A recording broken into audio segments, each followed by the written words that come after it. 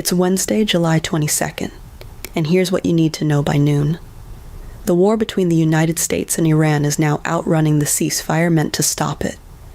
An 11th straight night of American strikes, oil jumping again, and the president threatening to hit a suspected nuclear site, quote, very heavily.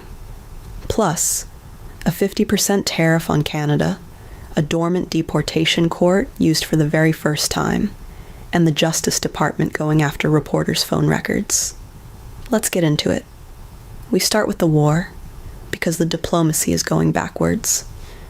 Overnight brought an 11th straight night of U.S. strikes on Iran, and the 10-day ceasefire that mediators put on the table this week, reopen the shipping lanes, then negotiate, is stalling. Secretary of State Marco Rubio said Iran is not serious about peace talks, and the president is now threatening to bomb a suspected Iranian nuclear site he calls Pickaxe Mountain, in his words, pretty soon, and very heavily. So instead of winding down, the fight is escalating on two fronts at once, the bombing and the rhetoric.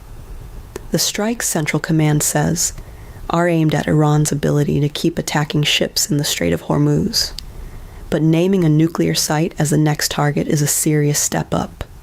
And Tehran is warning of a decisive response to any American miscalculation. As of this morning, there's still no ceasefire in place, and both sides are talking more about escalation than about a deal. And the war's getting expensive, in every sense. Defense Secretary Pete Hegseth put the price tag so far at $37.5 billion. Iran's retaliation, meanwhile, is spreading across the region, striking back at Bahrain, Kuwait, and Jordan, all home to American forces. 2 weeks ago, this was a fight between two countries. Today, it's pulling in the whole neighborhood, and the bill, in dollars and in lives, keeps climbing. Which brings us to the ceasefire itself. Mediators from Qatar, Egypt, Pakistan, and Oman offered a 10-day cooling-off period. But with Rubio saying Tehran isn't serious and the president threatening a major new target, that window looks like it's closing rather than opening. Both governments say they're still open to talks. Neither has actually said yes to the truce. We'll flag it plainly. This is attributed reporting on a fast-moving war, and the picture can change by the hour. And here's where a war 6,000 miles away reaches your driveway. Oil jumped about 4% today, just on Rubio's comments, and it's up more than 15% in a week.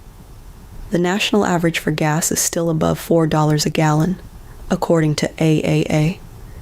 Every time the diplomacy stumbles, the market's price in a wider war, and you feel it at the pump. That's the through line this week. What happens in the Gulf doesn't stay in the Gulf. Here's the rest of what's happening. 3 stories getting buried under the war, but worth your time. First, trade. The president says he'll put a 50% tariff on most Canadian goods, taking effect in about 30 days, though energy, potash, fish, and critical minerals are carved out. The White House says Canada unfairly discriminated against American autos, alcohol, and dairy, and points to Canada's retaliation over earlier U.S. tariffs. To do it, Trump invoked a rarely used 1930 trade law that one economist called the nuclear option.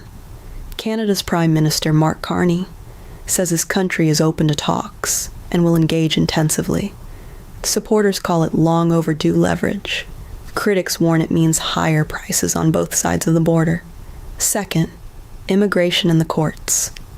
For the first time ever, the Justice Department has used the Alien Terrorist Removal Court, a special court Congress created back in 1996 that no administration had touched in 30 years.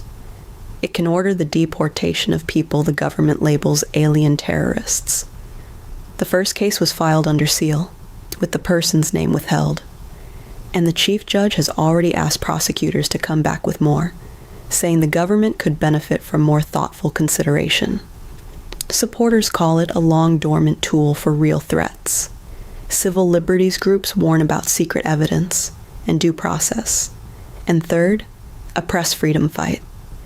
The Justice Department sought the phone records of New York Times journalists and their relatives, including one reporter's mother and two reporters' spouses, trying to unmask the sources behind a story about security gaps on the Qatar-gifted Air Force One jet.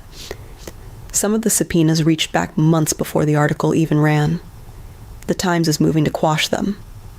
The department says, quote, "Reporters are not the targets. Those leaking classified information are. Supporters call it protecting national secrets. Critics call it a chill on the free press. So what should you watch? Two things. First, tonight, Tesla and Alphabet report earnings after the bell. The first real read on whether the enormous bets on artificial intelligence are actually paying off, with intel later in the week. And second, the Federal Reserve, which meets July 28th and 29th. With the war pushing oil and gas higher, a rate hike is suddenly on the table, the opposite of the cuts markets had been banking on. And underneath all of it, that 10-day ceasefire clock keeps ticking. And that's Wednesday, caught up. A war that's outrunning its own ceasefire and lifting gas prices again.